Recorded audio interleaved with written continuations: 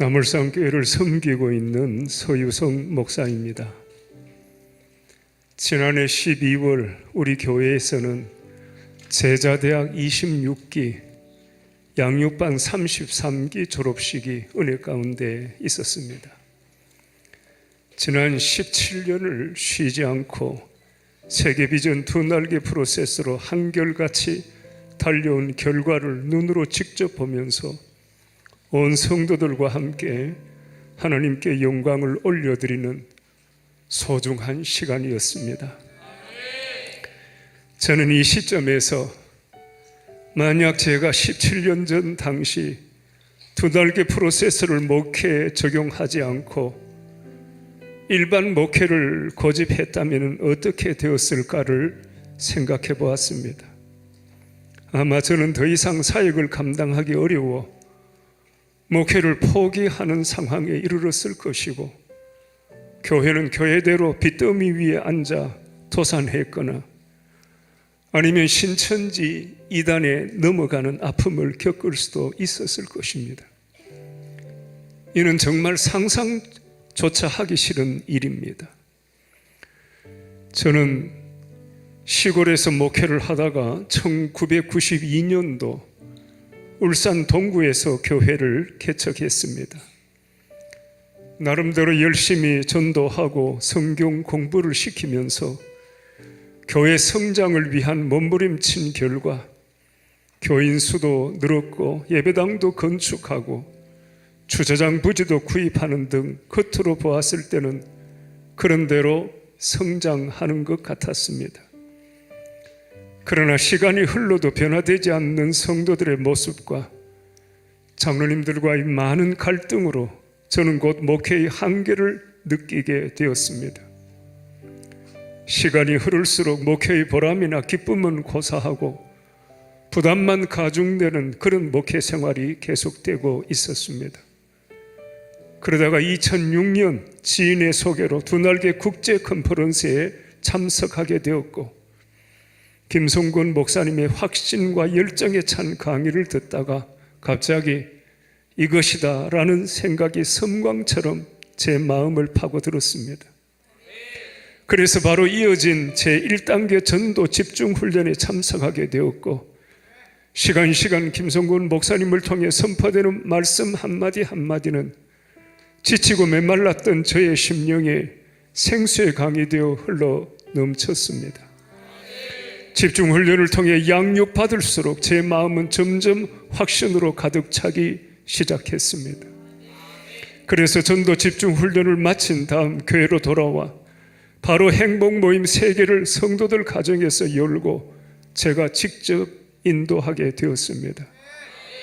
그런데 그 즈음 저의 목회에 엄청난 사건이 발생했습니다. 당시 저는 노회장으로 노예를 섬기고 있었는데 노예 경내 남울산 교회가 교회 내의 분쟁이 해결되지 않고 수년을 끌어오면서 엄청난 어려움을 겪고 있었습니다.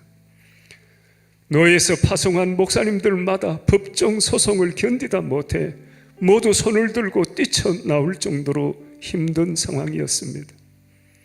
설상가상 직전 당회장으로 파송을 받은 목사님은 교회 문제로 너무 많은 신경을 쓰시다가 갑자기 암이 발생해서 돌아가시는 충격적인 사건까지 발생했습니다.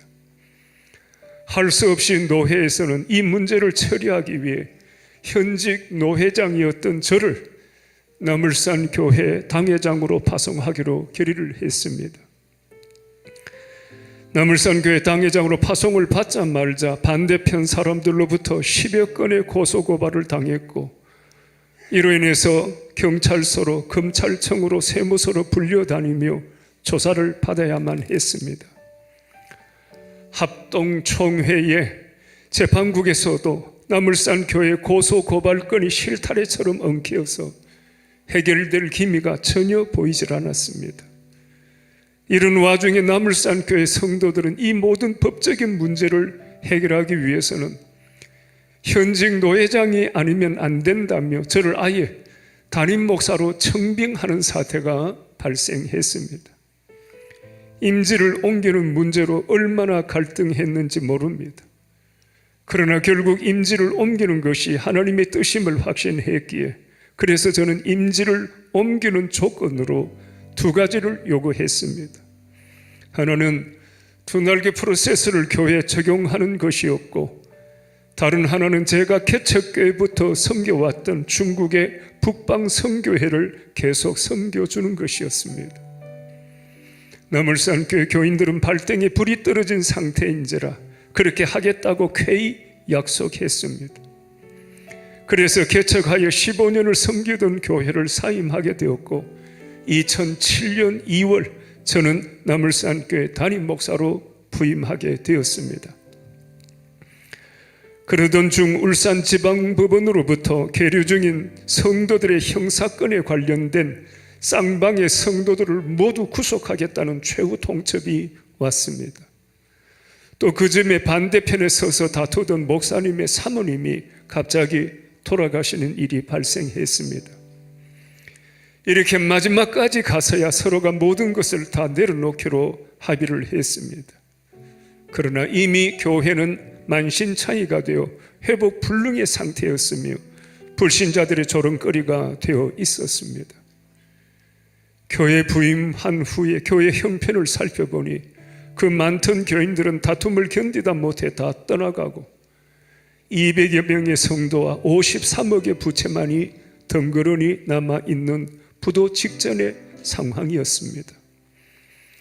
더 충격적인 것은 저를 나물산교로 청빙하는데 앞장섰던 사람들 가운데 신천지 교회 핵심 멤버들이 숨어 있었다는 사실입니다. 그들은 당장 이 현직 노회장인 저를 청빙해야지만 교회의 법적인 문제가 해결될 수 있었기에 일단 저를 청빙한 다음 교회 문제가 어느 정도 해결되면 그때 가서 또 교회 문제를 일으켜 저를 몰아낼 계산을 하고 있었던 것입니다.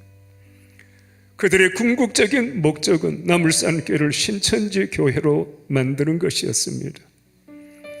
이런 어렵고 힘든 상황에서도 저는 교인들과의 약속대로 두 날개 프로세스를 적용하기 시작했습니다. 행복 모임과 양육 과정이 시작되자 아니나 다를까 여기저기서 불평의 소리가 들리기 시작했습니다. 나중에 알고 보니 그렇게 뒤에서 불평을 조장하는 사람들 대부분이 신천지 교인들이었습니다. 그들은 뒤에서 새가족들을 충동질하며 이런저런 불평과 원망을 퍼뜨리고 있었던 것입니다. 그러나 저는 이 교회를 살리는 길은 두 날개 프로세스를 적용하여 성도를 양육하는 길뿐이라고 굳게 확신했기에 포기하지 않고 양육을 계속했으며 행복 모임도 쉬지 않고 계속 열었습니다. 그런데 우리 교회는 수년 동안의 분쟁, 신천지 교인들로 인한 폐해로 오죽했으면 너 아직도 그 교회에 나가니?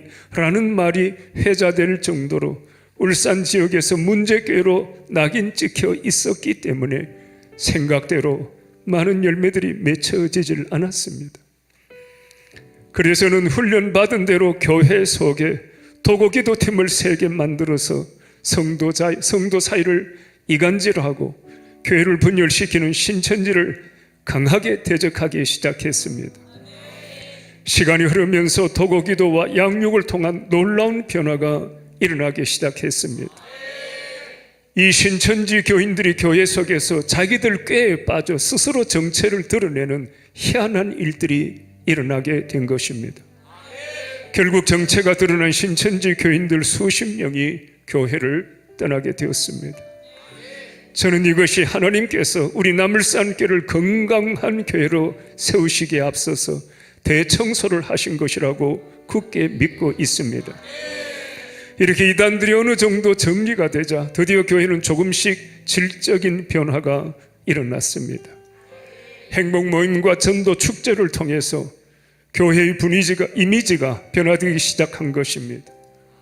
온갖 불명예를 안고 울산에서 마치 신천지 교인처럼 낙인 찍혔던 교회 행복 모임을 통해서 새가족들이 등록하고 정착하는 기적이 일어난 것입니다. 교회는 급속하게 안정이 되었고 수적인 부흥도 이루어지기 시작했습니다. 물론 그 중심에는 두 날개 프로세스가 있었습니다. 그런데 이 두 날개 프로세스를 적용하면서 시행착오도 없지 않아 있었던 것이 사실입니다. 그것은 코로나 팬데믹 상황에서 그만 행복 모임을 쉬는 실수를 저지른 것입니다. 이로 인해서 코로나가 끝나고 다시 행복 모임을 회복하는데 얼마나 힘들었는지 모릅니다. 올해 들어서야 비로소 행복 모임과 아이들의 해피키즈, 해피스쿨이 이전처럼 제대로 이루어지고 있습니다.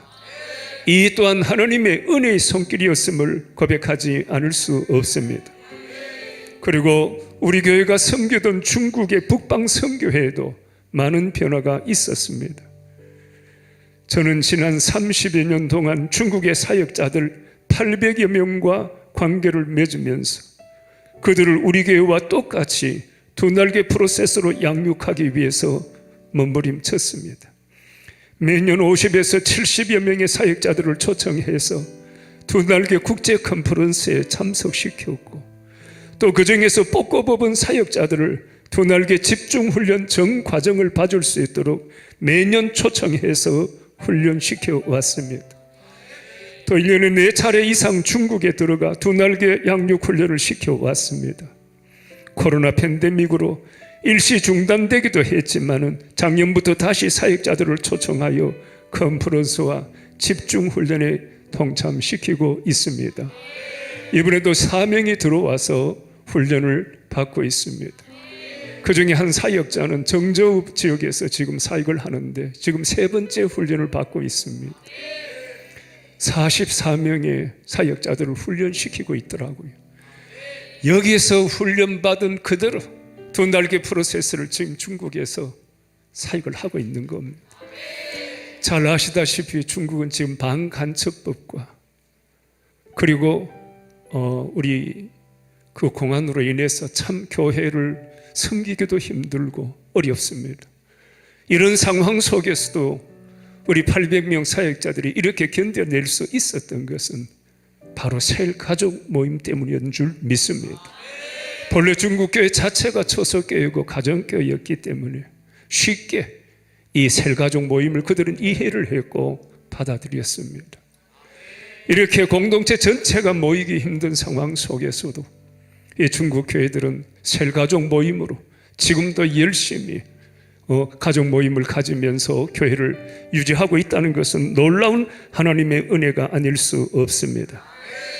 전 이렇게 훈련받은 800명 사역자들이 이제는 중국을 넘어 중앙아시아의 무슬림과 동남아시아의 불교권으로 복음을 전하는 전도 제자들이 되기를 기도하며 최선을 다하고 있습니다.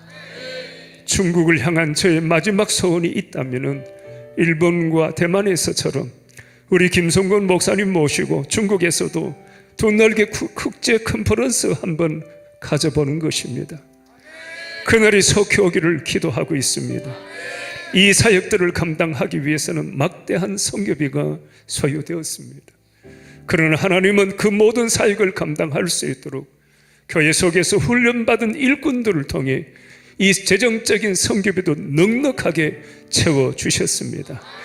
성도들은 양육을 받은 후에 두 날개의 종착역의 전도제자, 선교제자가 되는 데 있음을 확신하게 되었고 그래서 지금도 행복 모임에서 영혼을 살리기 위해 최선을 다하고 있을 뿐만 아니라 땅끝까지 복음을 전하는 두 날개 연합선교회 물질로 기도로 최선을 다해 통역하고 있습니다.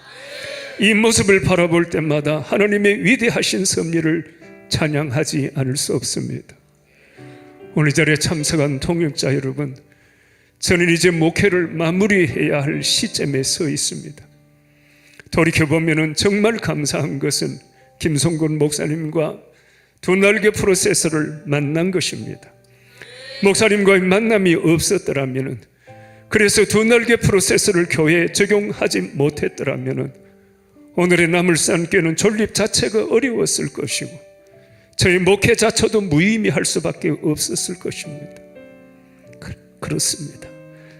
하나님은 가장 약하고 부족한 저를, 무너져가는 우리 나물산교회를 건강한 교회로 세울 수 있도록 하시기 위해서 김성곤 목사님과 두 날개 프로세스를 만나게 하신 줄 믿습니다. 그러므로 동역자 여러분, 이 두 날개 프로세스를 적용함에 있어서 절대 주저하지 마시기 바랍니다. 두 날개 프로세스는 또 하나의 프로그램이 아닌 정말 하나님이 기뻐하시는 사역의 본질이고 목회의 본질입니다. 저는 꼭 이 말씀을 여러분에게 드리고 싶어서 이 자리에 섰습니다. 당장 어떤 변화나 성장에 초점을 맞추게 되면 두 날개 프로세스는 또 하나의 프로그램이 될 수밖에 없을 것입니다. 그렇게 되면 절대로 성공적인 결과가 나타날 수 없습니다. 두 날개 프로세스의 가장 핵심은 바로 양육하는 목사 자신의 변화입니다. 훈련받는 성도 자신의 변화에 있다는 김성곤 목사님의 말씀에 전적으로 공감합니다. 우리가 이 사실만 분명하게 확신하고 준비된다면 하나님은 반드시 우리를 쓰실 것이고 우리를 통해서 하나님의 역사를 이루어 가신다는 이 사실을 저는 지금 제 목회 현장에서 생생하게 체험하고 있습니다. 저는 두 날개 프로세스를 적용함으로 지금까지 행복한 목회를 해왔습니다. 그리고 누구보다도 행복한 목사였다고 자부합니다. 목회를 내려놓고 싶을 만큼 힘들었던 저를 부도 직전까지 갔던 우리 나물산교회를 이렇게 세운 것은 물론 하나님의 은혜였습니다. 그러나 하나님은 두 날개 프로세스를 통해 이 역사를 이루신 것입니다. 아무쪼록 우리 모두 제자 삼는 세계 비전으로 연합해서 땅끝까지 복음을 전하는 일에 함께 동역하는 정말 행복한 목회자, 행복한 성도들이 되는 그날이 속히 오기를 간절히 소망하며 간증을 마칩니다.